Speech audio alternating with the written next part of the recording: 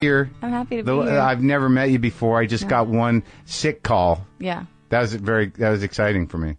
Was it? Because I don't know you, and you know you're you, and it was one of those classic calls like, I just can't make it because like literally like you sounded horrible. I did, and I felt terrible for you. When I get sick, I get it in my chest. Oh yeah. Every time. You do? Yeah, so I apologize that I missed, but here I am. No, I'm excited about it. That was for a different movie even. Yes, it was. It was for the Ghostbusters movie. Right. Do you live here? I do. I live here, and then I have a place in the East Coast. On the East Coast, yes, that's big. On the water on the East Coast. Okay, on the water on the East Coast. Yeah, I don't want to say. Secret. So that leaves us a whole coastline. Yeah. So is it above like Virginia? North, yes. Oh, it's up. Oh, yeah, up there. Yeah. Like a beach house? I'm from the Northeast. Yes. I know. Where exactly? Well, I was born in Canandaigua. Canandaigua? Yes. Which is a Finger Lake town. Really? Yeah. It's like upstate New York? Upstate New York, yeah. A little scary sometimes up there, right? I mean, I guess if you walk through the woods and topless, screaming, here I am. I'm dizzy. I don't know. I never found it scary when I lived there, but I guess. But were you in the woods? No, we lived on the lake. Oh, really? Yeah, not like we lived like a block away from the lake. My dad owned a marina on the lake. He ran the boat racket? Yeah. Rented boats? Yeah, it's like a marina, a little like How fancy big? word for gas station for boats. So did you grow up in boats? Yeah, I did. And then after that, he worked for another boating company. So he was a boat guy. He's a boat guy. And when you were a little kid, you could start a boat and did you? I went to sailing camp. Really? Yeah. Could you pull it off now? Like if someone put you on a sailboat? Yeah, I just went not too long ago. Really? Yeah.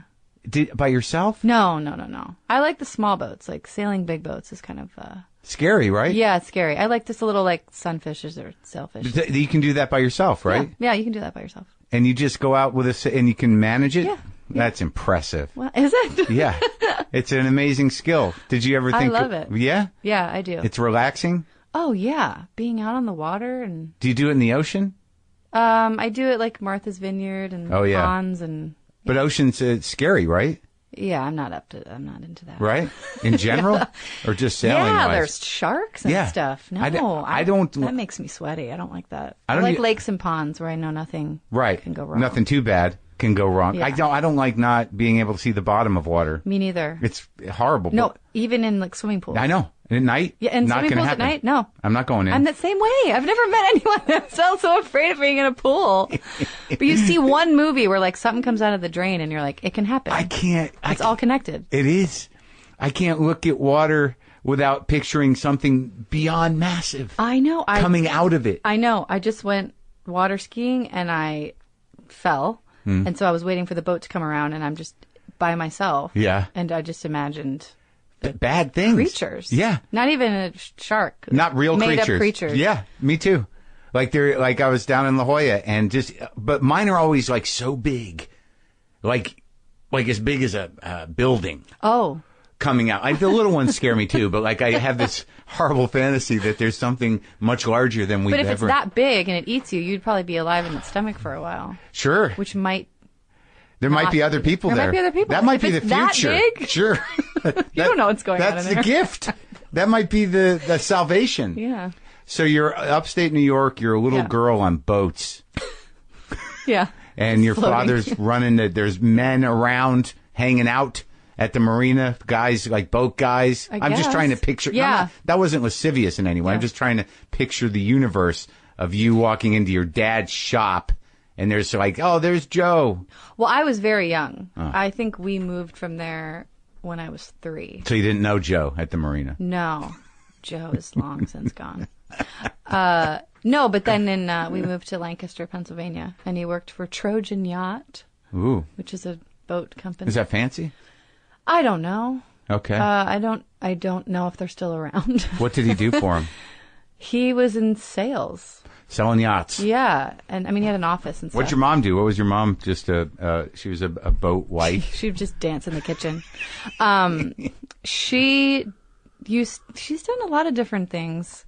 Maybe that's where I get it from. She was The characters? No, I just mean like wanting to do different things and moving on from things quickly. Yeah. She was an interior decorator for a little while. She worked in a jewelry store for a long time. She worked for Special Olympics for a long time. Yeah. She funny?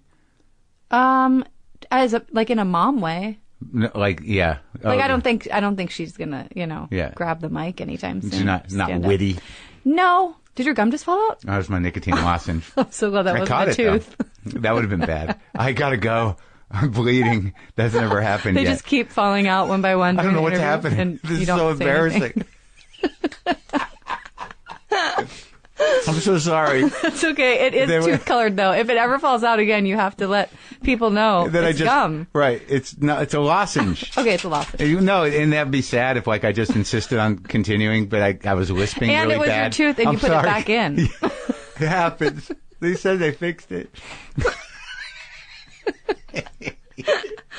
Oh man, it's funny. It is funny. So she's funny in a mom's way. Now, do you have siblings? I'm just trying. I have a brother. How's he doing? I have an older brother. He's older. Great. Yes, he's actually mentally handicapped. So in some ways, I refer to him as my younger brother because he's not able to live by himself. And did you like that? Must be, I guess not. I guess it must be difficult, but there must be a sensitivity to that. It must have been challenging growing up like that. Yeah, I think you go through different phases of it. Yeah. When you're really young, you don't know that anything's wrong. Right. And then you're a kid, and then you go through the get out of my room. Right. And then, we've always been very, very close, and he's the sweetest person. I mean, he is like, and what I meant by younger brother is he does have a mentality of like a 6-7-year-old. Oh, really? Yeah. Yeah. But he's the most positive. Yeah, he's a walking lesson for me. It's like because he stays in that place. Yeah, and he's not affected by certain things. And he's very like, I'm hungry, so I'm going to eat, or I want to watch TV, and it's very. He doesn't think about how he looks or is perceived or anything. It's interesting to watch sometimes. Does he feel? Have you had to be protective of him in your life? Yeah, when you're younger, you definitely have to. Yeah, for sure. Yeah, you're in the neighborhood. Yeah, right. But he was very horrible kids. Very well liked in my neighborhood. Does he watch your movies? Some of them. He doesn't quite understand because we're a sitcom generation, so we grew up. So he thinks those families are real, and they live in he thinks the Tanners from Full House live in San Francisco, and they just live in this big house, and they're still there. So I think when I got into the business, I think there was a little wait, what? He knows of actors, but he thinks everyone lives in Hollywood, right? All together, right? So in different homes there's cameras in all the time. Exactly. So he's wrestling with this the possibility of that illusion shattering because of your job. I mean, in a way. Well, he knows about actors, but he also thinks the characters are real people. Sure. So with me, it's easy because he knows me, but.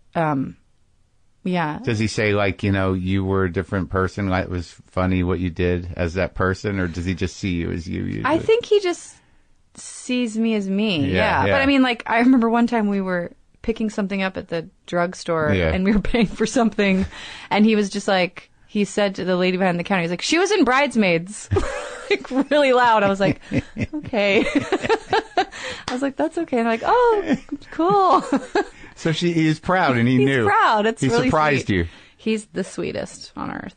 So both your folks are still around? Yeah. That's nice. Yeah. Mine too. Great. I'm trying to say it with a good tone, because sometimes I'm like, yeah, they're still plugging along. Yeah, parents. So, all right, so you go to Lancaster. Yeah. And are you a problem child? Did you read that I was? No, there wasn't that. There's not a lot out there on you. There's some. No, I know, because I don't talk about myself. You're not even on the social networking platforms. No. Good for you. I'd like to use this opportunity to say, if anyone's following me, you're not following me. That is not the real Kristen Wiig. That's not me. Does that piss you off?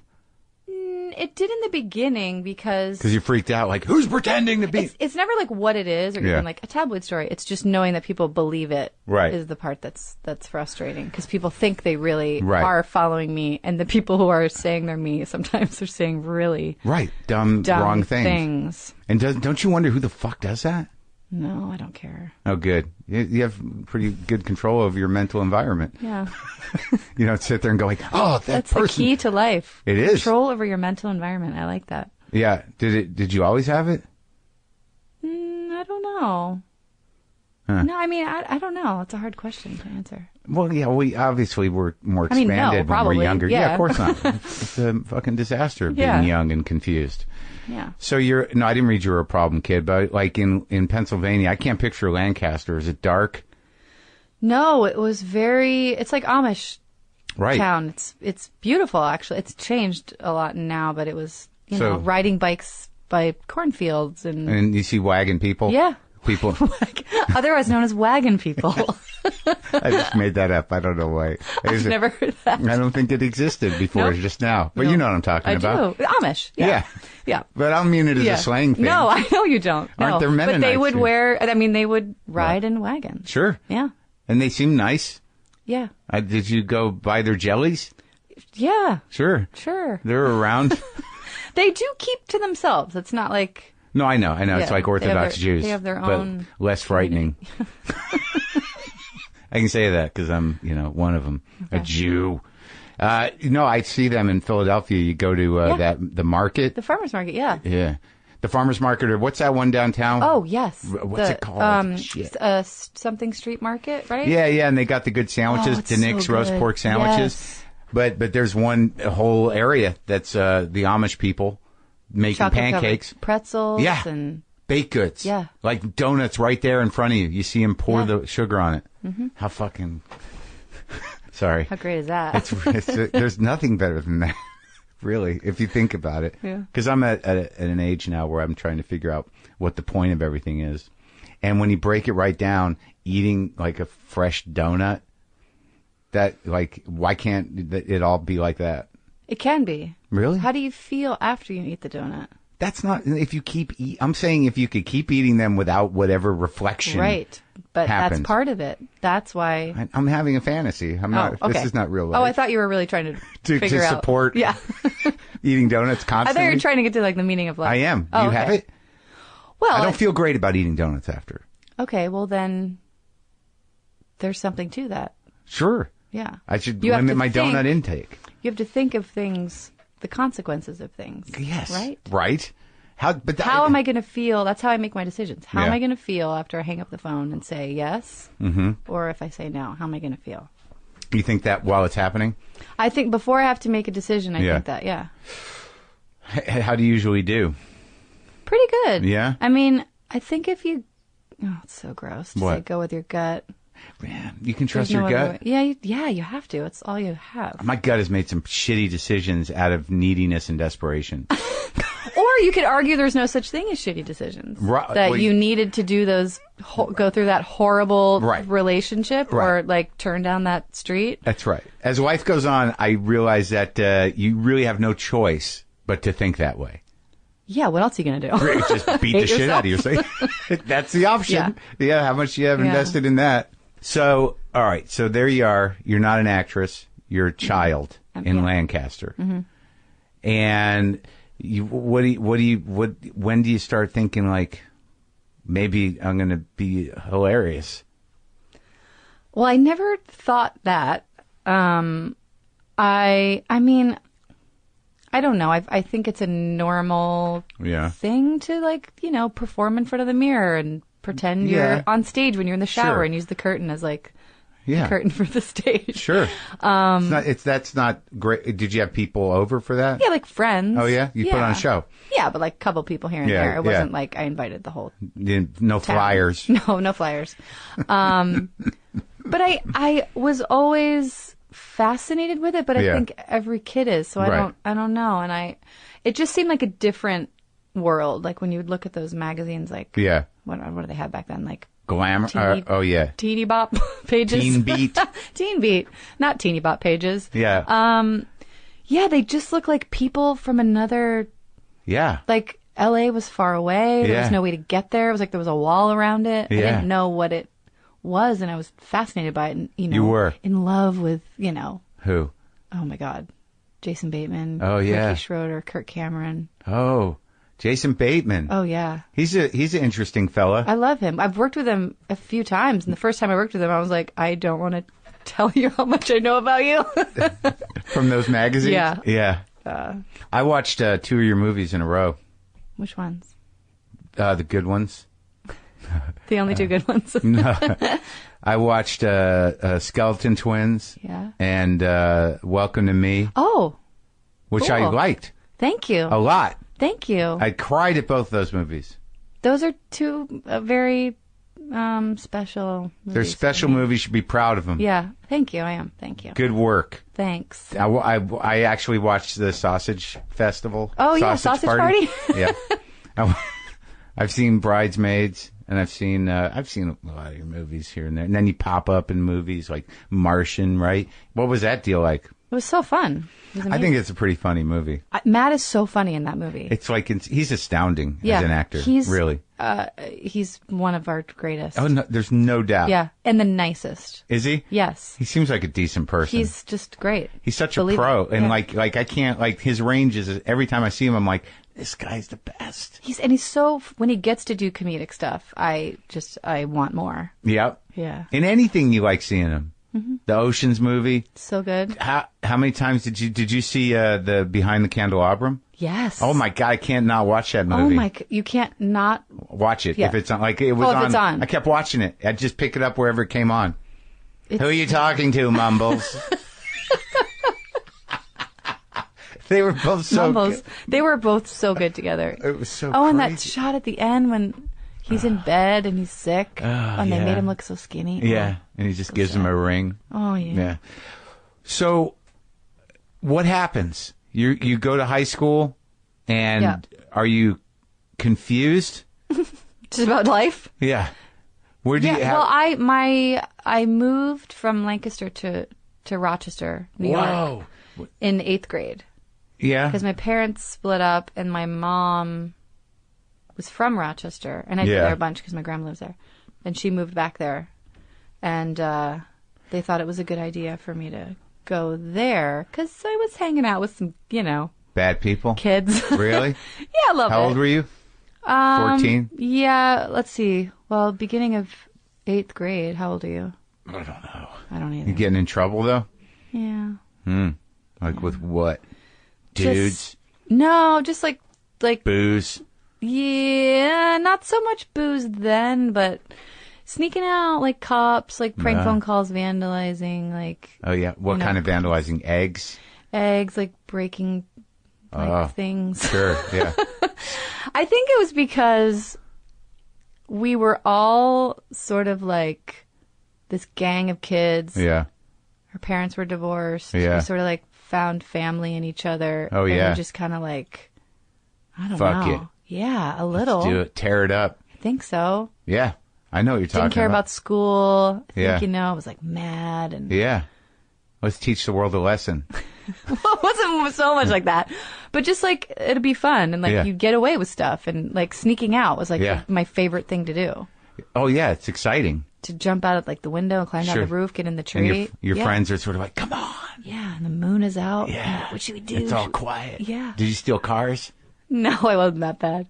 Did you drive though?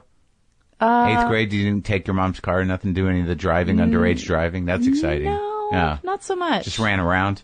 Yeah. Yeah, with a bag of stuff. Yeah, like older kids and like, I start in with like the drinking and the smoking cigarettes. Yeah. Did you smoke cigarettes? Yeah. For a long time? I mean, on and off. Yeah. Like I started when I was young. Yeah, 14 and then, for me. Yeah, on and off around that time. Right. And then high school, just like you did, because everybody did. How great were they? And then so good. College, and then on and off. But I'm not a smoker anymore. Not anymore. No. Was it a struggle? Did it just go away? No, it wasn't. I still do the nicotine. Yeah, I really believe if you don't want to quit smoking, you're not going to. Right. If you're like, I have to, it's really hard. I think you really have to say like, I don't like it. and also it gets to the point where you're just stupid. You get to a certain age where you're like, this is dumb. Yeah, like, what are you doing? You're not winning. Yeah. You're not getting nothing from it. And you just keep doing it. And you wake up and your lungs hurt. But I love doing it. Oh, like it's so holding good. it, the lighting it. Good. I mean, come on. There's some great... It's why it's so addictive. Yeah. It's so good. But so fun. It's not good. All right, so you go to Rochester. Go to Rochester, yeah. Loved high school. Yeah? Yeah, I loved it. Were you performing? Plays? No. Nothing? I didn't do... I mean, I think I was a munchkin in The Wizard of Oz. Really? Like the largest munchkin? No, I was like, I stood in the background, basically. It was like a high school production. With it was like makeup? the kids who didn't get the part got to be in the Munchkins. Yeah. That's why they do Wizard of Oz. They had no idea what your capabilities were. But I didn't really try. My mom is an artist, and I had always... What kind? She does a lot of pen and ink, and now she does painting. Really? A lot of pencil drawing. So I really got into that, and I was really into art in high school. And visual arts? Yeah, and I was going to do that in college. I majored in it. In college? Yeah. Painting? Drawing. Oh, yeah? Yeah, and... Do you still draw? I do. Yeah, I do. That's nice. Yeah, not as much as I don't want to say should, but as much as I'd like to. Yeah, pressure yourself to get that drawing done. Yeah, then they're really good. Yeah. Then you have spend fun. a lot of time? Yeah. What do you do, like pictures of people? Well, I used to do, very realistic. Oh, yeah? So it takes a lot time. of times from like photos and stuff. Mm-hmm. And I wouldn't get up until I finished it. Mm-hmm. Like I couldn't do it and then come back later. I would just sit for 7 hours and do it. Yeah. And then I found myself not doing it as much because I knew, because I'm so hard on myself, and like if it didn't look exactly like it, I'd get like frustrated. So then I just started doing like weird geometric. Oh yeah. Like why pressure yourself? Reading about math and art, and I got into that phase for a little bit. Yeah. Yeah. Yeah. Just to take the pressure off of capturing it's so someone's fun. nose. Yeah, and it's very meditative, and you can just sit with like a graph. Yeah. And you did a lot of those? Yeah, I do that a lot. Is there going to be a show of your work? I have always wanted to do that. I don't know. I wonder if I would do it maybe under like a different name or something. How much do you have it all? Yeah, I have a lot of ideas for things for like the more linear stuff, but the actual drawings, I have a few, yeah. What's a few? Like are we talking like Speed Freak level? Like no. Hundreds? No, no. The last one I really liked, I gave away. And then I draw for friends sometimes as like a gift. Oh. Small ones? Yeah. That's nice. Yeah. So you were going to be an artist of some kind. Or like an art teacher is kind of what I thought. Huh. Because I was like, how do you make money if you're just an artist? Yeah. Maybe I just teach. I date a painter. Yeah. It's a tough world. It's hard. She's good, though. She's doing all right. That's good. Big paintings. Oh, that's great. Yeah, it's a whole different world. It's very exciting to be with somebody in a whole different world. Isn't it great? No talking about show business. But you end up talking about it a little bit anyway. A little. But she's like completely detached from it. But it's interesting when you see somebody that has a talent that you just don't know where it comes from. It's like, what? What is that? That's so great. It's awe. It's just that's sweet. You just go over to the studio and you're like, what? What's going on? Yeah. Where did that come from? Did I have anything to do with that? Is that me? It is me. She did one, a very chaotic one of me. So when did the art dream shift? When did it die? Didn't die. You still do? No, it didn't die. I think... You actually went to college for it? I did, yeah. I went to a very small school in Virginia for a year and then didn't jive with that. Why? What happened? Just not the place for me. And it was really small, and I was really, having fun. I was having fun. Boozing it up? Yeah, doing all that stuff. Sure. And so after that, I was like, I need to take time and like figure out like who I am. Yeah. I was so you took 21. So you went 1 year of college, and you're like, I got to take a break. Yeah. Figure this shit out. So then I went to Mexico for 3 months. Really? Yeah. By yourself? I went with a group of people. It was like, it was through Knowles. Do you know what that is? It's like Outward Bound. Oh, really? Yeah. Were you sentenced to it? No. Oh. I wasn't. It wasn't like sort of like, she's a problem. No. A friend of mine did it. She did like a 2-week. Yeah.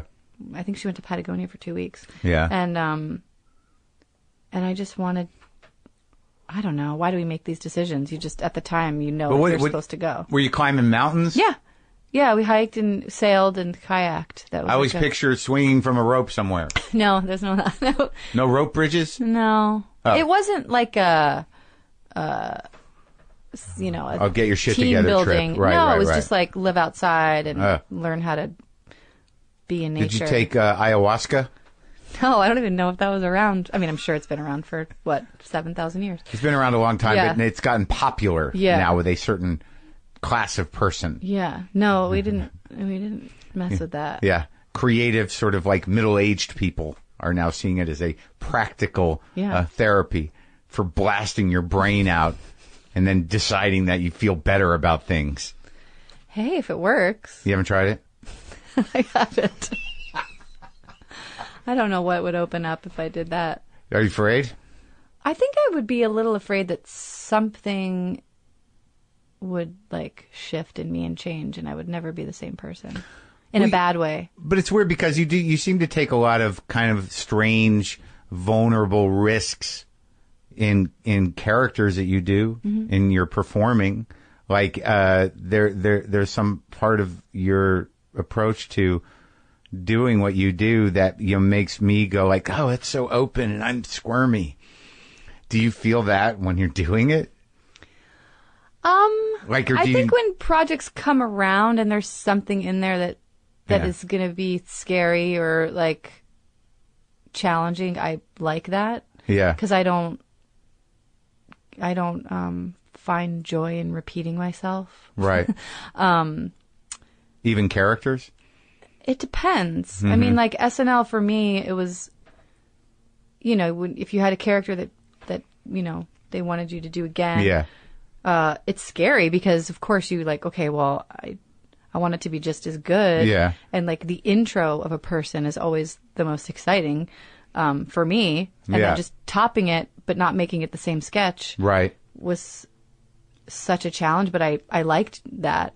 But you also know when it's time. You do. To hang up the wig. Yeah. After that, you can only repeat it when it becomes sort of a sort of exercise in, catchphrases or something. You want to leave it on a high note, I think. Yeah. Like... Well, you did so many characters, but we're not there yet. We're in Mexico. Oh, we're in Mexico.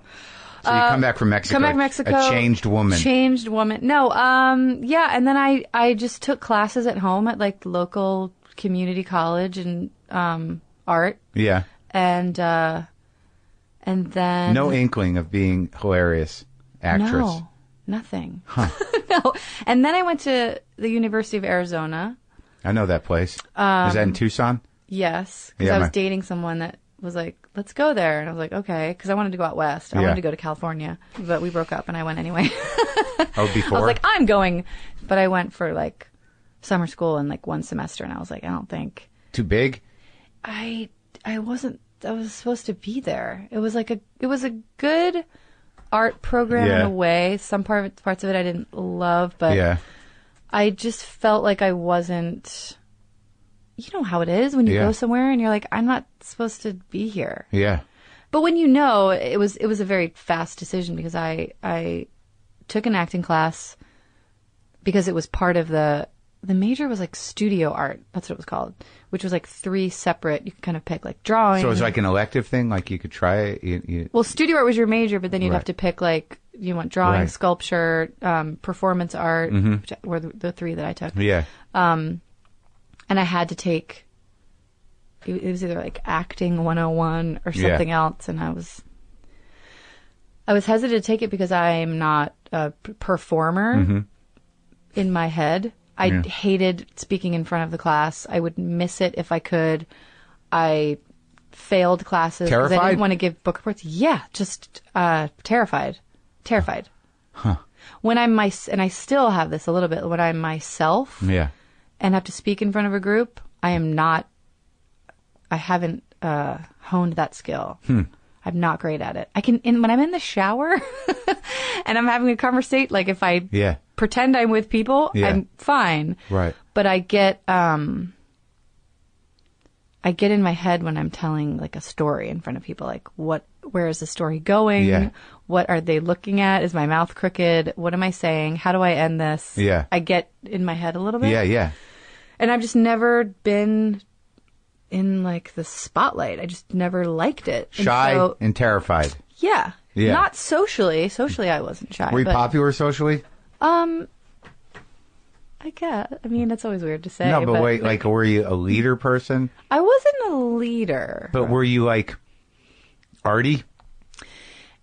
I was arty on the side, in the art classes. Secret but friends? then I would take, yeah, exactly, kind of, but not in like a Breakfast Club kind of way. But like, I just had different, groups. Upstate New York was very like sort of preppy, and people would go to the yacht club or like the country club or like they would go down to the lake, and those were like, that's what I did, and so you kind of just went along with it. Yeah. But then in art school... But then I would go home and listen to, like, New Order and the Smiths and not tell me. You were a closet goth girl? Yeah, I got into it more after high school. I kind of embraced it wasn't goth so much, but... Emotional? Not conforming to, fashion and, sure, man. coloring my hair and, like... Oh, yeah? Piercing Radical. things. What'd you pierce? Well, I pierced my nose and, like, a few in my ear and my belly button and my tongue. You did all of that? Yes. And they're all gone now? They're all gone. I have like a little one up here at the top of my ear. Actually, I got that one in New York when I was on SNL. But so that was a more recent That's piercing. a more recent one. No, never throw the tongue post in? No, that closes up after like an hour. It's like an alien. Yeah. So you're all pierced up but no tats? No, I had tats. Yeah, I've got 3, and one of them I'm in the process of removing, and that's the one I got at that time. Oh, yeah? Where is it? So ugly. Where do you think? Mm-hmm. It's just on your lower back. Yeah, I mean it's not lower back. I try to say it's not a tramp stamp. I'm like it's higher than a tramp stamp. It's a little higher. Is that the last remaining one, or you've got? No, then I have a tiny little X right here, well, that's nice. And then I've got like a little script on my ribs. A which script? I like. Like words. Oh, what do you got there? I don't want to say it. Why? Because I don't know. Private? Just between you and whoever sees that part of your body? It's like, hey there, this is my skin. No. That's what it says? No. But in beautiful old English, so it looks like it's a poem. That's the big secret. What are you looking at? Okay. Yeah, so... You can keep that to yourself. I'm getting the back one removed. What was it? It was... Well, I might as well just say what it was. It's so embarrassing. It's on its way out. First, it was a little, like, kind of black sort of sun with a little Leo thing in the middle. Mm-hmm. And I'm not into astrology. But you're a Leo. But I'm a Leo. So I thought, and my friend was getting one. Right. Is what happened. So I was like, yeah, cool, I'll get that. Yeah. And then I moved to LA and I was like, I don't want this anymore. I'm going to change it. I'm going to make it into an Om symbol. Oh, yeah, the Om. So it was an Om, because then I got really into, like, meditation. I went to India, and I was into that whole thing. And then I added vines on the side. Vines on the side of the Om. So this was a growing thing. It was a malignant tattoo. And now it's bigger. Yeah, it just keeps getting bigger. And then I was almost going to cover it up a few years ago, and I was like, no, it needs to... I don't want this on my body. Yeah. When I'm older, it's like, oh, no. So they're taking it off now? Yeah. Skin grafts? It's not fun. All right. There you go. So I guess you do have one or two regrets. Yeah. But you never know. I may meet someone really interesting when I go to get it the next session to get it removed. Yeah. All right. So you're being arty. You're listening to the Smiths. You're getting tattoos. You got a lot of piercings. And now you take this acting class. Yeah, take the acting class. Because I feel like now we're at the... Now we're at the bit. We're at the moment. Now we're done, right? Is no, this is all going to cut down to like 8 minutes. You're just going to cut to the... No, I don't. Me saying drugs. Oh, yeah, so I took the class and I really liked it. And my teacher was very encouraging. He was just like, have you ever thought of doing this? Maybe you should. And I was like, no, I've never thought of it. I mean, in my sleep, sometimes I imagine that I'm in like the movies or something, but everybody does. Yeah. Sometimes. Yeah. So I was there, I was finishing up, and I got a job that I didn't want, and I just had one of those moments where I was like, what am I doing? What job? I got a job at a plastic surgeon's office to do computer, like Photoshop, basically, on people's faces to do like the after they had the surgery, like what they would look like. Yeah, which I didn't really have quite the experience for that. I mean, I'd studied some of that in school, but like I didn't. What the fuck was that about? Like, why that job? I don't know. Was it satisfying? It was somehow? like paid well, I guess. And but you didn't get off on it? Like, like this is exciting. No, I never started it. I got the job. Oh. Like I found out I got the job, and then I was in my friend's apartment. Yeah. I was staying there. It's like one of those things when after you say yes to something that you don't want to say yes to, you get hot and sweaty and panicked, and you're like, what did I just commit to? Yeah. And I had that moment where I was like, what am I doing? I live in Tucson. I'm by myself. Yeah. I don't want to do this for a living. Yeah. What am I doing? And so I remember this so specifically. I went into the bathroom, and this is true if you're ever trying to decide something. Yeah. If you look in the mirror and ask yourself a question, you can't lie. Yeah. I went in the bathroom and I looked in the mirror and I was like, okay, like, what do you want to do? Yeah. And it just came out. I want to move to LA. Yeah. And I want to try acting. This is such a weird story, but I guess I'll just tell it. So I was a little shocked that came out, and I was like, okay, I've never been to LA.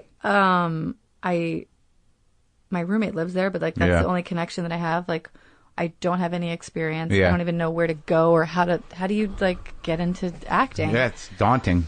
And so I got in my car and I went to this bookstore, and because I like to go to bookstores, sure, like clear my head and look at pictures and read, and there was a sign that was like Psychic Mike or whatever. I think his name was Mike the Psychic or whatever, and it was like $1 a minute. That's trustable. Mike the Psychic. Yeah, and I think at this point I don't think I'd ever seen a psychic before. Anyway, something you did more of? I did it a few times, but it's not something that I do. I'm not into it. Psychic Mike. Psychic Mike, and I was like, all right, I'll do 10 minutes or $10. And so I went in and I sat with this guy, because it was just one of those things where I was like, all right, well, this is happening, and I felt so like wandering and like lost a little bit. I didn't know what I wanted to do, and so I went and saw him, and he was like, do you have a piece of jewelry I can hold? And I was like, sure. And I took a ring off, and he was like holding it. You didn't take your tongue post out? No, I didn't. So he was holding my ring. Yeah. And he looked at me and he was like, what are you doing in Tucson? He's like, you don't want to be here. He's like, why aren't you in LA? You should have been there like years ago. It was so weird. And I was like, okay. What else? Mike? And I've never had an experience like that or since. And I was like, and he's like, have you thought about going? Is this, and I was like, yeah, I've like, I don't know if he was just reading my mind. I don't know what it was, but it was a very profound moment for me. Good at his job, I was that guy. like, yeah, I don't know whatever happened to him. So I went home and I called my roommate in LA and I was like, I'm coming to LA tomorrow. But that was quick. But I'm not telling my parents, and I'm dropping out of school. Can I come stay with you? And she was like, yeah, sure. So I packed up all my shit. That day? The next day. I went to the vet because I had to get drugs for my cat, so I could drug her and have her in the car. Mm-hmm. Drove to LA, got lost, went to that diner on Sunset. I think it's called like Duke's or something. Duke's, yeah. And I felt weird because I'm close with my parents and I talk to them often, especially when you're away. Oh, you're being talk bad. to them all the time, and I didn't tell them that I was there or anything. And as far as they knew, I was still in Arizona, just like studying art and just like living in Tucson. Sure. And I was like, okay, what do I do? Like, how do I tell my parents? Yeah. And my friend's mom was like, why don't you sign up for like a class or something and tell them like, I'm in this class, like I'm doing something or I got in, whatever. Right. So I went to like Lee Strasberg or something. Sure. And like had my interview in quotes and then started taking classes there. And I called my parents. I called my mom and she was very supportive. She was a little worried about how I was going to like support myself and all that stuff. But she was like, I think because she knew I was not really happy. My dad was more like, what the fuck are you doing? Like, what are you doing? And like, do you know, and you get a lot of like, do you know how hard it is to make it in that business and the numbers and which comes from love. They're concerned, but they were letting you go to art school. Yeah, but if I had a child that did that, I would be concerned. That's usually the only reason they're freaked out. But when you're in your 20s, you take that as them not being supportive and get angry. Sure. I got a job at this place in Beverly Hills called the Hollywood Hot Dog Company. Nice. It was like a cute little restaurant where they sold like gourmet hot dogs. It was like right in Beverly Hills. Did you have to wear an outfit? No. Oh. But I do remember the rumor starting back in Rochester that I like lost it a little bit and moved to LA because a psychic told me to, and I have a hot dog stand. Nice. That was the rumor. And I was like, it's a restaurant. It's a very, it's sort of like an interesting yet harmless rumor. Yeah. It's not like, man, she's fucked up. I'm like, I didn't go because it was a lot of explaining. All right. So there you are at the hot dog place doing some method work at the Lee Strasberg Institute. And I just started working little odd jobs in LA and didn't have an agent. I wouldn't say I gave up, but once I moved there, I was like, oh, this city is full of people who have experience and take classes and have headshots and have agents and know people. And I knew nobody. Depressing in a way. Yeah, so I just like worked and I got a job at anthropology on the promenade. That's nice. And I just like worked there for a while. My best friend in Arizona ended up moving here, introduced me to these guys. I ended up doing like interior painting for like in people's homes, like marbling, like stencil stuff, stenciling. So basically like it could be wallpaper, but people had a lot of money, so they wanted it painted. And you had art experience. So I got to do that. And the reason I'm telling that story is because Richard, the guy I'm still friends with, he one day was like, I just saw a show at the Groundlings. Have you ever heard of it? And I was like, no. And he said, I thought of you the whole time. You have to go check it out. It's improv. And I had no idea what improv was or anything. I knew what sketch comedy was because I was a huge SNL fan. But you were? Yeah. As a kid? Yes. Who was your favorite performers? Phil Hartman was like my absolute favorite. You loved SNL?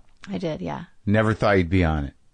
No, I don't think anyone ever does. I think that's why it's such a crazy experience. It seems like such an unattainable goal. So he tells you about the Groundlings. Yeah, and I go see a show, and it was like the opposite of Arizona. It was like when you know you're in the right place. I was like, oh, I was supposed to find this theater. I've never done improv in my life, but I want to do it. Yeah. And it didn't seem as intimidating to me as acting. Uh-huh. Because with acting, you have the script and there's in some way, there's a right and a wrong way to do it. Yeah. There's a critique involved. There's like either you're good or you're not. I felt like I didn't have experience, so I was insecure in my acting abilities. And improv was like, so you just make up stuff and you can be different characters. And I started taking classes there. I auditioned for an improv group separate from there and got in and started doing shows. And I loved it so much. And I would just work during the day at like restaurants. And it was probably the best, besides my SNL years, it was the best 5-6 years of my life. Who was on the show that you first saw? Anybody? You mean when you went to the Groundlings that first time? Oh yeah, I remember Jennifer Coolidge, Holly Mandel, Brian Palermo, Mike Hitchcock. I think Mike McDonald was there. Patrick Bristow. I knew, and then I started going more when it was like the Will Forte, Maya Rudolph. I just missed Will Ferrell and that whole group there. So many people. So and that it was like my life. I loved it. And you get such a family away from home, and you get so close to each other because you're all like scared and taking risks in front of each other and writing and putting things up that you write for the first time. Yeah. And you, it's a group, so how many years did you take classes? God, I can't remember. I did like the first 3 levels, and then I took a little time off. Because then I went through that's when I went to India. So like, what am I doing with my life? Oh, really? After 3 years of Groundlings? Yeah, because you had to wait in between some of the levels. Yeah. It could be like a year and a half. Really? Yeah. So that's when a lot of people like do other shows, right? Or write stuff, and you just hit the wall. And I was like, spiritually. Yeah, I didn't. I was trying to figure out all that stuff. And how'd you do it? Well, we never really figure it out. But what'd you? I went to India for 3 months. Just out of nowhere? Like, why were you compelled? I was learning a lot about different religions. I became obsessed with reading about the origins of religions, and You were God shopping? I wasn't looking for a new one. I was wondering Did you have one in place? Well, I grew up in a Christian, right? Like my parents were Christian and Episcopalian, right. So I just was like, okay, I'm Christian. Yeah. And then I got to the age, I guess, where I was like, well, when people ask me what I am, like, why do I say that? Yeah. What does that mean? Yeah. And if someone said, why are you Christian? I wouldn't know what to say. Right. So I just got, I don't know, I think there's that age in your 20s sure. when you start reading about like stuff like that. I just did blow. Smoked a lot of weed. Yeah, I smoked a lot of weed and drank and was like, who am I? Yeah. So you go. But it was partly because I was wondering if acting was a selfish career.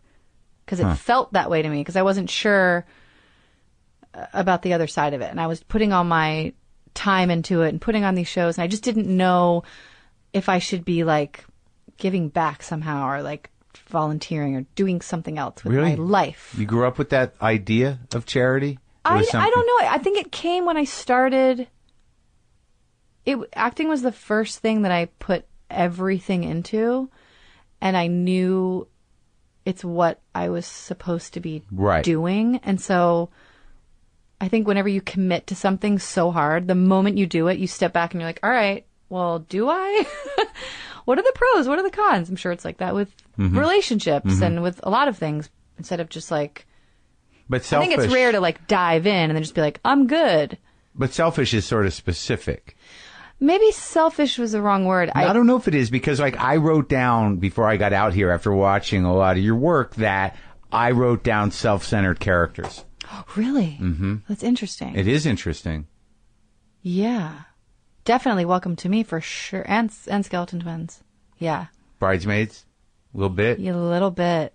Yeah. Some of the SNL characters that you created? Oh, yeah. Like I never had the thought about it before, how character work really involves its own, like in order for a character to be defined, especially in a comedic sense, it really is there's a lot of self-involvement to them. Totally. Because they are always unaware that they're the character in the room. Yeah. You know, an SNL character never goes, oh, wait, everyone's looking at me because I'm wearing a weird jacket. Right. They just kind of say, I'm here. This is who I am. I'm going to talk this way and deal with it. And that's what's funny. Self-involved. Yeah. In that you're watching this person. Right. And that's very interesting that you pointed that out. Yeah, I don't, because the way I think about things, and, knowing you were coming over and knowing that, I knew certain stuff that you've done, and then kind of like having to fill my head with you because that's the way I do it. And then to sort of like go about my day and clean my litter box and sort of think about Kristen Wiig and think about the characters, because like I'm relatively self-centered person, and I have a great deal of more empathy for people who are sort of pathologically self-centered because I connect with them. But so it's interesting to me that, your apprehension was selfishness in a way. Yeah. And that's a whole other question of like, like where characters come from. And do you find things in yourself, or do you notice, are you hyper aware of those traits in other people because you don't have them, or is it a combination of, I don't really know what it is? You don't? No, I don't know. Well, when you come back from India, after you've done your soul searching and you've traveled the country and you've seen all of the colors and it's exciting, what did you come back with? Well, the trip was long and it was hard, and traveling through India by yourself as a female is difficult. And this was I don't know, a long time ago. Yeah. And I definitely knew that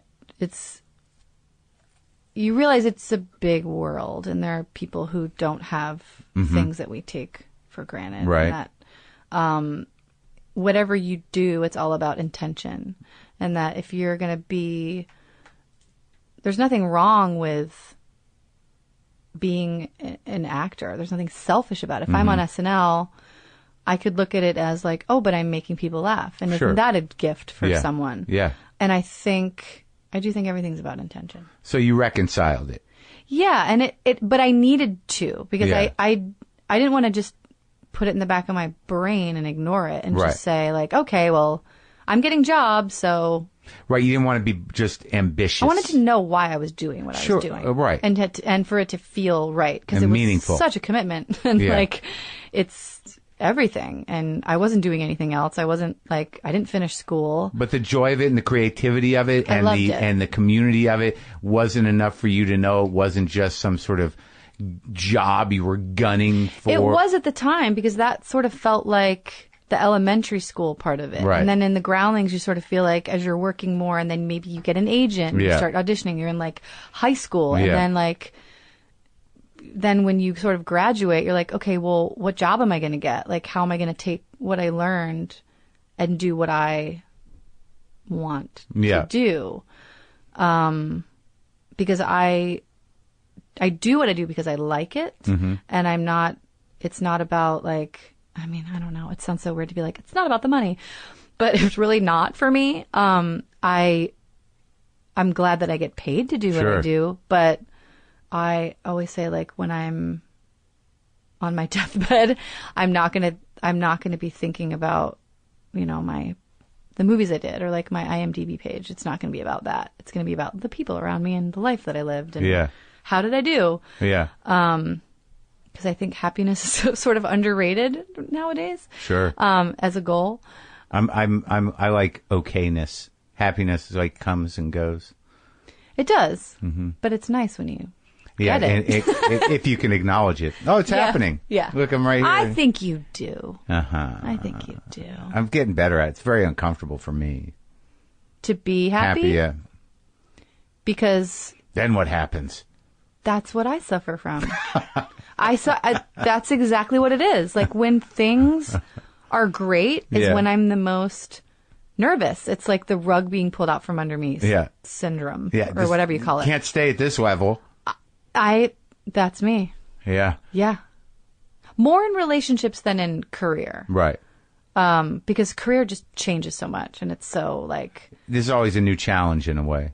Yeah, and you can start your day over any time. And with relationships, the challenge is, how am I going to stay in this?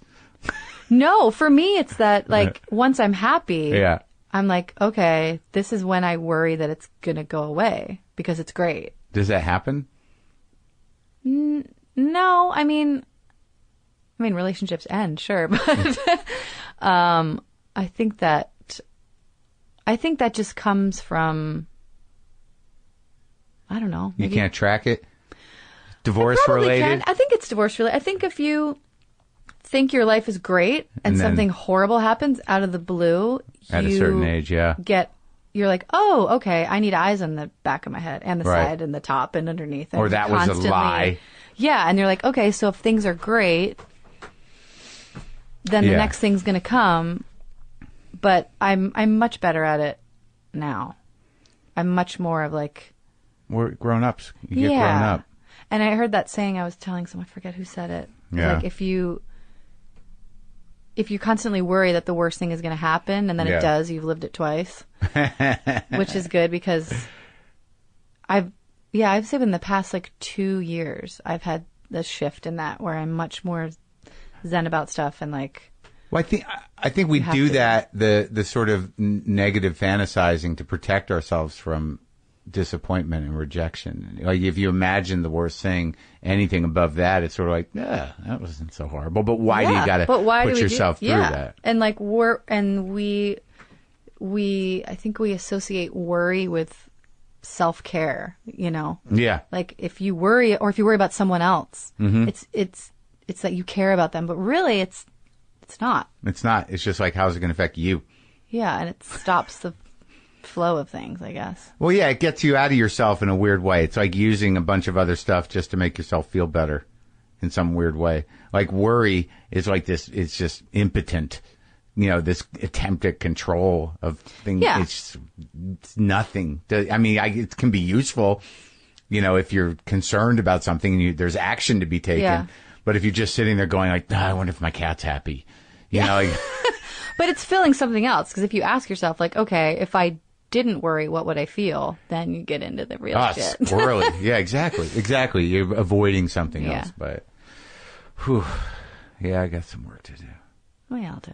I'm very impressed that you challenged yourself on that level to sort of like wonder whether or not you were being a well-rounded and decent person in light of being consumed with this drive to do this thing. Yeah. Yeah. I think it's a nice, mature, kind of sensitive and thoughtful thing to do. Well, I think you have to ask yourself, like, why you do stuff. Because we know what we like and what we want to do. But, and for me, and this business is so up and down, crazy. You do have to remind yourself why you're in it a lot. Yeah. And I do love the acting part of it and the writing part of it and the performing with other people and playing off other people. I love it. Yeah, because you're in it and it's alive and it's like exciting. Yeah, but it's stressful. It's stressful, yeah. Even acting. Like I just shot something not too long ago and I was like so nervous because I'm always nervous on the first day. Yeah. And I was like, why do I put myself through this every time? Like, I'm fucking nervous. Why do I do this? Why aren't I just home and blah, blah, blah? And then your head goes, and then you do it and it's fine. And you're like, okay. Well, where's it coming from? Like, I'm going to disappoint them. I'm not going to do it right. Or like, I don't know how to do this. What is it? What is the I don't know how to do this. Right. Yeah. It's all of it. Like, it's not going to be what they want, or I'm not going to challenge myself, or I'm going to fall back on the things I normally do, and I'm not going to take risks. I mean, I could. Have you ever had that happen though, where you show up to do something and it's not right, and you have to for sure make adjustments? All the time. Yeah, I rarely leave a set going, well, I nailed that. What's next? Which is good because But do you rely on yourself, or have people come up to you and said that you're not hitting it? It's like when you do the show, it's like you feel there's always like a gauge, you know, and you feel like, okay, I'm in the groove, or like I'm having an off day, right? And sometimes you just gotta let it be. Day. Yeah, you just have to let it be. And you don't know. And sometimes that's the thing that's on screen, and then maybe people say you suck or that wasn't good, or a lot of times they don't know, or they don't know. Yeah. But you think they know. You think everybody knows, and you gotta just keep your mouth shut, and right? You just have to say you thought it was fine. Nope, I don't need another take. That was good. Yeah. But you do know, like, and I don't have as much certainly experience as you outside of like stand up, but in acting, where like I felt myself getting better, and you definitely know in a scene when something beats out right. Yeah, you know. Yeah, you know. And like, you know, it took me a long time because like I'm not the type of comedian that you are to know what I could do physically to make something funny. Like I had to be very aware of it and then ease into it and let it happen. And I imagine that's what you got in the years of improving. Yeah.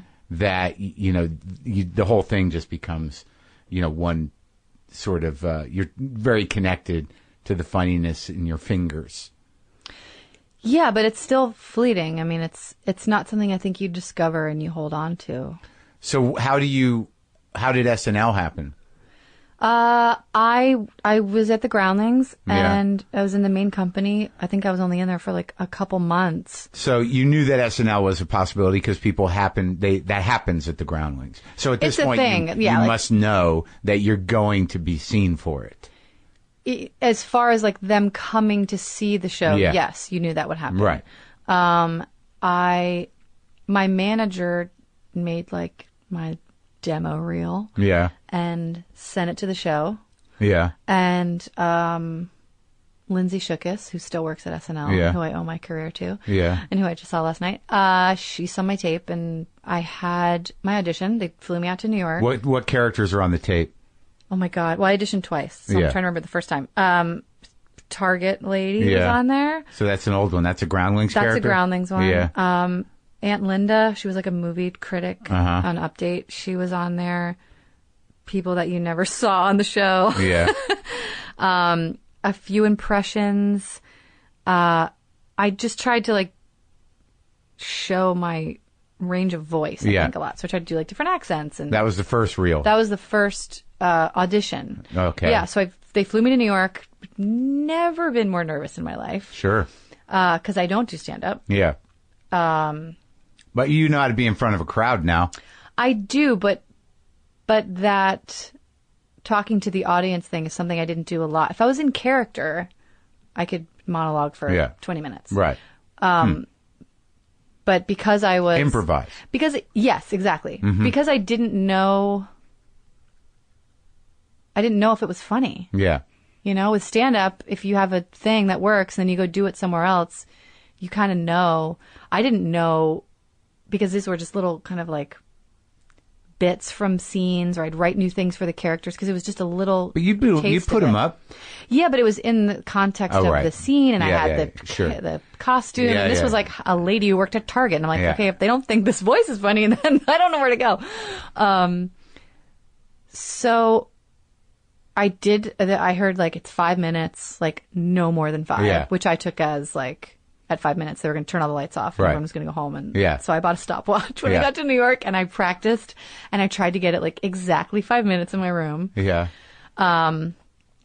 Auditioned. It felt actually good. In the studio. They were laughing. Yeah, I felt good. There. Lauren was there. Seth, who was there? Tina. She was Mike the head Shoemaker. writer. Yeah. Paula Pell. Yeah. Marcy Klein. I can't remember who else was there. Kind of a tough crowd. Yeah. and you can't really see because it's dark, and like it's very, it's SNL. It's like you're walking into a huge church and giving a sermon to people that that have never seen you before and who have their arms crossed. Right. So I did that, and then I never heard anything. I heard like they did tell me I was going to meet with Lauren. Yeah. And I knew Forte, and I knew Sudeikis, and they were like, "Oh my God, if you're going to meet with Lauren, like that's it. Like he meets you, and then that's the meeting when he tells you you're hired, and then this is amazing." So in my mind, I was like, "Oh, okay, well, great. I guess I'm getting the job." And I go to meet with him, and I'm sitting in his office, and I'm nervous, and he's talking about Chevy Chase something, and then he's like, "We don't have room for you right now." And I was like, "Ooh, okay." And he proceeded to talk, and I didn't really like hear anything, and I didn't want to cry, and I was like, okay. And I was talking to Lindsay about this last night. She's like, I remember walking you downstairs, and you were like, okay, well, thank you. And it's cool. I got to meet him. I got to see his office and stuff in his fish tank, and thank you. And I'm going back to LA. And then that was it. And then, did you cry? I did cry. Yeah, I cried, but it also felt like, okay, if that wasn't meant to be my path, like, it's great. And then, like, I want to say a month and a half later, I got a call from them again saying, we want you to audition again. And in my mind, I was like, oh my God, I did everything I had in that 5 minutes. Like, I don't have anything else. And so they said, if you have any more, like anything else you can repeat some stuff, but new stuff would be great. Sure. Okay. And so I went out, and then I auditioned again, and I felt great about it. And, some of the people came in my room after and said it was great and funny. And I was like, okay. And then the season started. I went back to LA, and the season started, and I was like, well, I'm not on the show. So I guess I did, because I'm watching it. So I guess I didn't get it. Yeah. And then after the third show, they called me and they said, "You're hired. We want you to come out just the fourth show and watch it. Yeah. And then you start that next week." So I was like, I had to leave on like a Wednesday and it was like the weekend or something. Yeah. So I had to like pack up my life and I was like, okay, I'm on SNL. I've never been more nervous, intimidated, scared. I'd never lived in New York City before. Right. I'd been there for the audition and I was just like, where do I live? How do I get around? And it just kind of started. Yeah. It was like, where did you live? I called a friend of mine I went to high school with and I said, where do I live? I don't know the areas. He's like, well, I've lived on the Upper West Side. I was like, great, I'll live there. So I did. I got a great little apartment and then I moved downtown after I got to know the city. And who was there? Who'd you walk into? Let's see. Amy, Tina, Maya, Rachel Dratch, Chris Parnell, Forte. But after that first year, a lot of people left. Yeah. Tina, Rachel, Maya, Horatio, Parnell. So a whole new crew. Now you're a veteran. So then you're forced to just like. But you were working right away, right? I mean, you were doing bits. You weren't like, on the sidelines, like. Yeah. I mean, it's such a weird, there's no science to it, I think. No, I know. I mean, you write sketches and hopefully you get them on. I got something on the first show. Yeah. That I wrote with Jason. Yeah. And it just kind of started from there. And you were like a worker, man. I mean, you did a lot of shit. I loved it. Writing night was very daunting because you had to you'd come in at like 3 or 4 in the afternoon and you'd leave at like 5 in the morning and you'd know you'd have to have 3 or 4 things written that you would have to read in front of a large group of people, and people were still figuring you out and deciding about you. And the writers. Yeah. And you didn't know. I was like, okay, well, this worked at Groundlings, but I don't know if this is going to work. You don't know if any of your stuff is going to work. Right. Working with improv and writing sketches at Groundlings is different than the machine of SNL. Well, these are people that have never seen you before. Right. So if you start talking in a voice, they're either going to not laugh or think it's funny. And what was your batting average? You had to wait for the decision. I mean, I enjoyed trying new things, and I got stuff on. Yeah. This is happening post my, resolution with Lord Michael, so I don't have the same weird obsessive intensity around him that I did. Oh, you did? Previous. Yeah. Didn't know that. Yeah, it drained my listeners. And then Lorne agreed to let me interview him. Yes, I did hear that. I haven't heard his show, but I heard he did your show. Yes, well, the whole first 20 minutes is me walking through that meeting and getting some closure around what I thought happened and what he and thought what really happened. Do you feel better? Yeah. Good. I feel better about him. Good. I don't know that I would have been right for the show or anything, but I did get a sense of him. He's a guy who works at a building and he loves it. He loves it. Yeah. He breathes it. It's amazing. Yeah. It's he really magnetic. Doesn't matter how much money or how powerful he is. He's there in it. And he just wants to put on a good show every Saturday. That's all he cares loves about. It. And you love him? I love him more than anything. Yeah. We have a very, he's like family to me. I love him. Do you talk to him frequently? Yeah. Oh. We get together and have dinner and text and stuff. Oh, yeah? Yeah. Oh, that's sweet. Yeah, Does he, when you great. do movies and make choices, do you ask him for advice? I mean, we talk about things when we see each other, and whatever he gives me as far as advice, I listen to. Yeah. Sure. But when you decide to do a movie that, because he's a big movie guy, right? So when you choose to do a movie Welcome to My World, or something that seems Welcome to Me, that seems more challenging. I don't think he knew about that one. Oh, really? Slipped that by him? I mean, we don't talk before the project. You don't say I'm having trouble making a decision, or do you think this would not that kind of, no. No. He trusts you. Yeah, I think, and I think it's such a personal thing, like picking a movie to do. You have to kind of only listen to yourself. Those two movies, like, to me, you know, and I've seen some of the bigger movies, and I've seen some of the movies that you've had smaller parts in, but like, these were big movies for you, and they were odd movies, and they're dark movies. Mm-hmm. And, you know, I didn't see either of them when they were out, just because I don't do a lot and I don't go to a lot.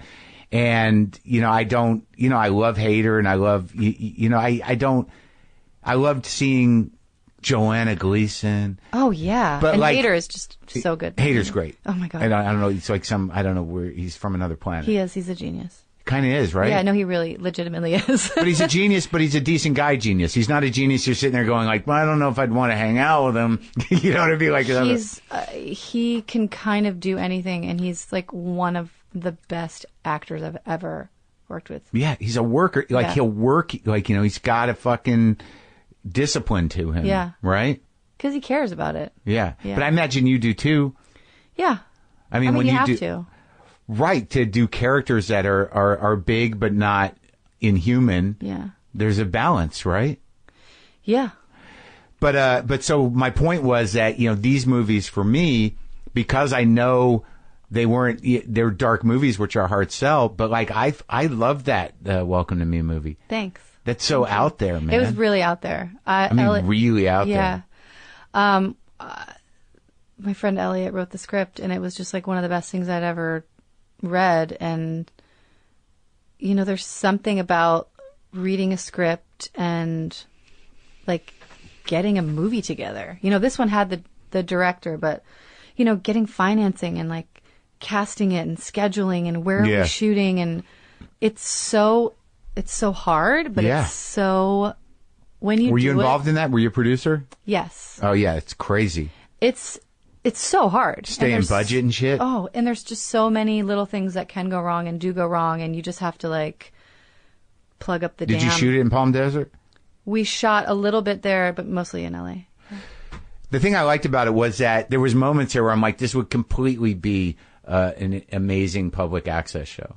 Yeah. Or an infomercial. Yeah. And it became something, it was almost like beyond what sketch can do, but in the same world. Does that make sense? Totally. Yeah. I mean, she's a character in a way. And like you were saying before, how we were describing characters as a person who's like the one that everyone's looking at in the room. That's definitely that character. Partly because she wanted it to be that way. It was part of her pathology. Yeah. And like this idea that I was talking about these self-centered characters, and you thinking about that, where do you think that comes from?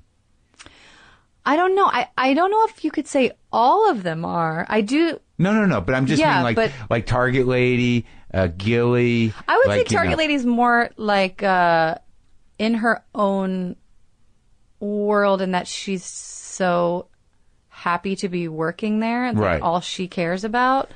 And yes, occasionally she'll like run off and leave the person there, but it's because it's like it's very joy based. Sure, like she's just someone who's just like obsessed excited. With being there. And I don't think it's a negative thing. Yeah, no. But I mean, definitely for sure. And it's funny because the Aunt Linda character is based off someone that I knew, and the Penelope is based off someone that I knew. I think what it illustrates to me, and I don't want to interrupt you unless please. I don't have anything else. was even some of the impression, like, you know, some of the impersonations that you did reveal that about celebrity and public people in general. I think that's some sort of bizarre gift that you have, is that it's innate in you to find this weird kind of self-contained, you know, it's freakish, but it's what's funny. Like whether it's like Michelle Bachmann or any of them, or the woman with the financial advisor. What's her name? Susie Orman. Yeah. Like all those people. Like when you play them, Liza obviously, but like when you play them, that the note that you find is that they're in their own fucking world. And that's what's hilarious in a way. Yeah, I feel like you almost have to make them in their own world. Otherwise, the impression doesn't work. Because To me, it's like, it's such a fine line because I never want to approach things from like, I'm making fun of someone. Right. Like from a mean. Right. I just never find that funny, even comedy with other. I just don't find it. For me, it's not ever what I wanted to do. Right. So the trick is finding that one thing or 5 things that make that person sort of recognizable. Like how would you describe that person? And then just taking it and turning it up to like 50. Yeah. You know, like when I would do Kathy Lee. Yeah. If I would like laugh like that, she doesn't do that. Like she doesn't keel over and like do, like she's not that right. big. Right. But I would just take something that she did and like make it bigger. And I think in doing that and taking something that a person does or says or how they act and making it bigger, you are making them the most important person in the room. You are making them a character. So how do you layer it up? Do you get the voice first? It depends. Not with an original character, but with an impression. Because I was obsessed with Kathy Lee for a long time. In a way where I'd watch her and like, 'cause it was so mainstream and so odd. But I used to love Regis and Kathy. Because I was home, I was a comic, and I would watch them because Regis was like this old school broadcaster, and Kathy Lee was a lunatic. But like, they were so funny together. No, and they watching were their great. really old episodes, but that was the thing. So funny. They riffed. Yeah. Like they were in real time, Yeah. riffing live, and I'm like, who the fuck does that? Yeah. And they would just confidently do that. You just watch Kathy Lee. Like I don't know how Cody turned out, but I was concerned for years. Like I think why he turned out okay. Oh, good. Yeah. But to me, she was visibly, mentally erratic. I just found her very entertaining and very. I'm fascinated by people that don't have a filter. Yeah, and right. Don't that's it. Think about that stuff. Right. So that's a personal fascination for you. Yes, for sure. Because you're the opposite. Not in like a blanket, like right. I care what people think. Because right. in many aspects of my career-wise, like I don't. You can't. Right. You'll drive yourself crazy. Right. But I'm aware of, like if I am doing an interview, either this or like in print, right.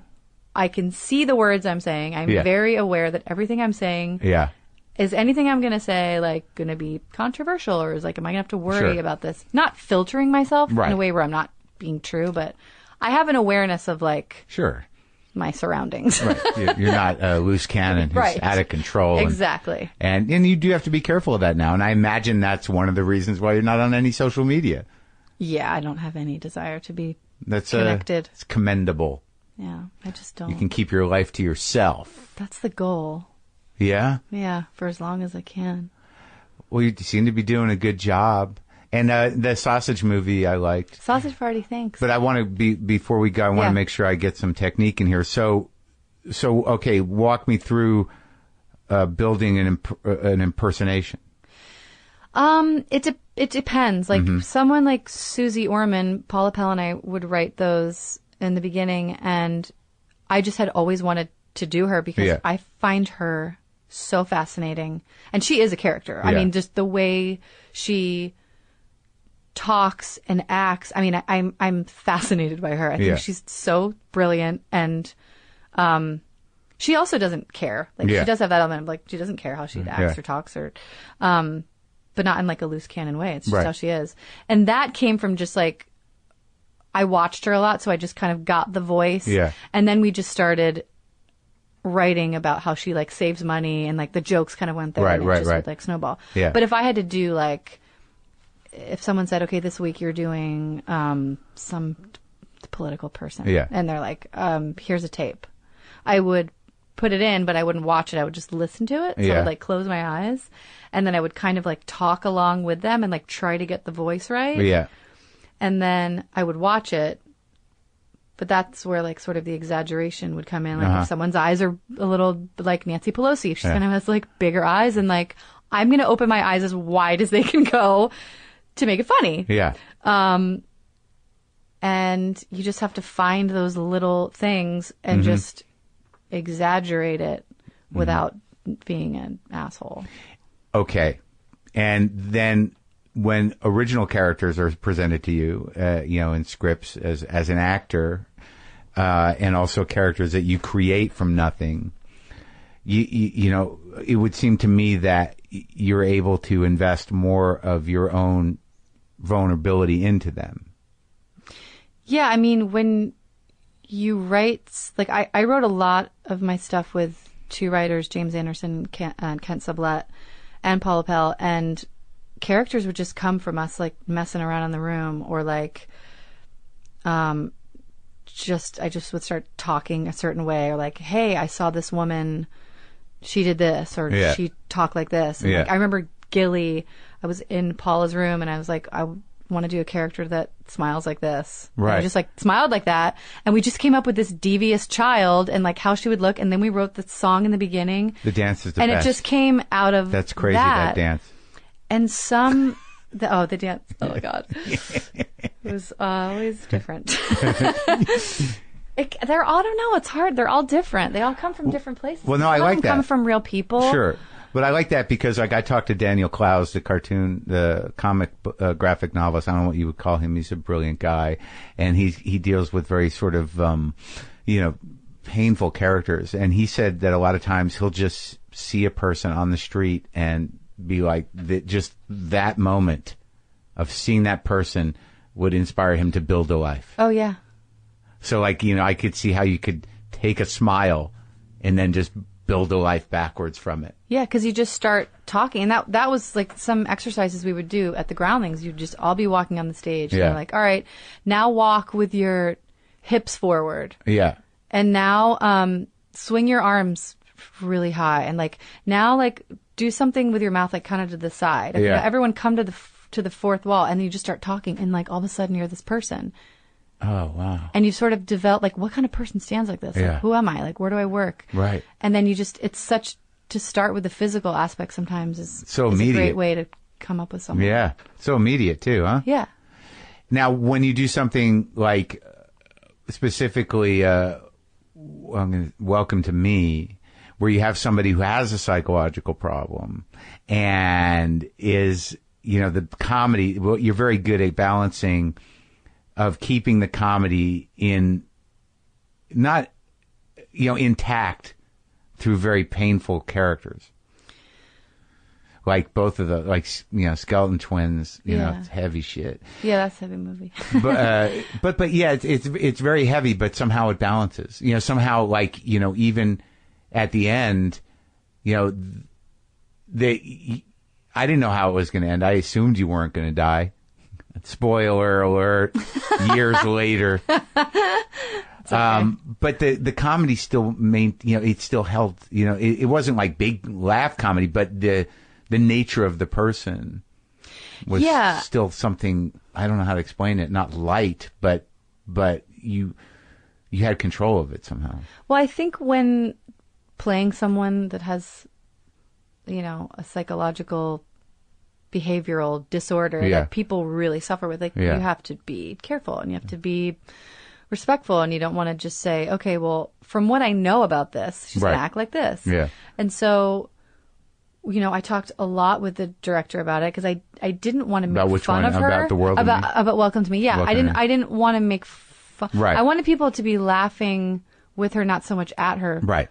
And there's little things that would make us laugh, that because she was the character, like when she was ordering food and she got really excited and she's like, I'm going to order the shrimp. Like, for some reason, the producer and I always used to like laugh at that. I don't know why, because it was just like she was so excited about ordering the shrimp. And I felt like the comedy, sort of, if you can call it that sort of like seeps through, is almost like accidental. Right. It's her excitement. You were just playing, you know, you had built this character out. Even the moment, I thought one of the moments that was like really great was when because your character is incapable of empathy in a way. Yeah. Other than for completely. Animals. Yeah. Kind of. But when you decide you have to apologize, whether you can or not, or whether you're comfortable with it or not, and when you're in front of Tim Robbins' door, you know, the weird sort of like forced to smile and the awkwardness of trying to have an earnest apology and then to walk away from it. Like, that was really, I thought that was the beauty of that character. Cause that character, I think the risk is with certain characters that, you got to let them be kind of horrible. Yeah. Right? Yeah. You do. Yeah. Because they find a way. You know. And then you got to trust the material that it's not going to remain horrible. Yeah. And some people at the end of the movie maybe don't want to be around her. And that's okay too. And I like those movies too that don't wrap everything up and everyone's great and forgiven and So let's close by talking about the challenge of being a hot dog roll. It's a bun, Mark. I'm sorry. No, I'm kidding. That was one of the most fun, easy projects. I mean, Seth and Evan and all those guys, they just purely come from what they think is funny. Yeah. And so much of when you have a script for a comedy, it's so sometimes, most times, depending on the studio, is very overthought. Yeah. And, you can overnote the comedy out of something really quickly. Yeah. And sometimes you just have to be like, this is funny. Yeah. When we read this at the table read, it got laughs. Maybe we don't need to dissect every little thing. And with these guys, they're so good at writing a really great script with characters, with arcs, and they get that story part down, and they also just have so much fun, and they don't give a shit. If it's funny, it's funny. Hey, it'd be funny if this happened. Okay, let's do that. Right.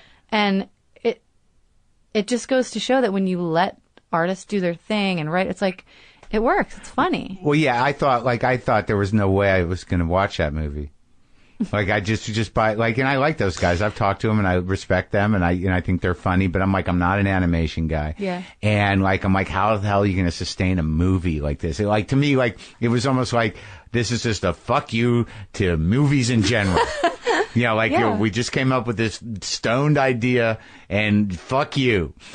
And then it was wow, it was really compelling and funny and moving and everything was well thought out and all this stuff was beautifully done. And then all the fucking at the end. Mm-hmm. It was just, cause I love underground comics, old school R. Crumb shit. And just to see cartoon characters just fucking, it's good. Yeah, I love it. There's not of that in the world. No, there's not enough fucking cartoon characters. No, there isn't. Thanks for having me. That's how we end it. I'm good with that.